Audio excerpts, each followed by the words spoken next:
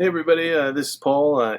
Just wanted to share with you a fix for a BMW that I found, an easy fix that might save you some money. So I thought I'd do this video and explain a little bit about it.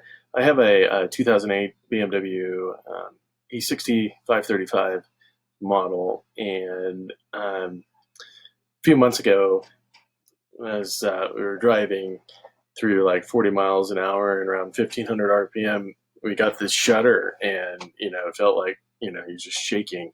And then any other speed below and above it stopped doing it. So one thing I found that works real well with BMWs for do-it-yourself fixes is the Bimmer forums.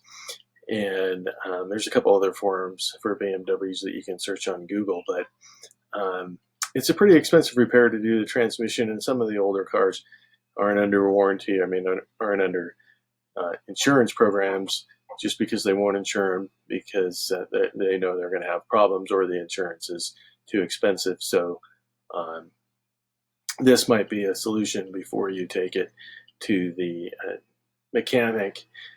This shutter eliminator, you have to put it in the transmission, and it basically lubricates the torque converter, which is the problem causing the shudder.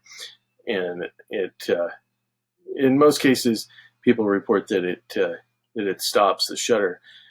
One thing to do as well, of course, if you're going to put it in, you should change out your transmission fluid, because that can be a problem as well, that your transmission fluid is low or the filter's clogged or something as well. So I would suggest changing the transmission fluid and then adding this Lubegard Instant Shudder Fix into your transmission. It's only $7 on Amazon. So well worth the effort to go through to try to get it done before you replace a torque converter or a torque converter and transmission, both of them at the same time. So I used it. I changed out the transmission fluid and put this in, and it solved the problem. So easy fix, scored one for the BMW owners, and thanks to the Bimmer forums for providing this to me and to other BMW owners as well.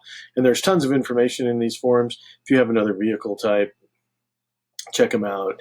It's easy. Just Google your problem and your make and model of your car, and you can find lots of information, not only on these forums, but YouTube. Sometimes I'll have YouTube videos showing you a simple repair, and a picture's worth 1,000 words when it comes to actually doing maintenance work yourself. So anyway, I hope this video has helped you, and if you liked the video, subscribe and place any comments below, and we'll see you on the next video.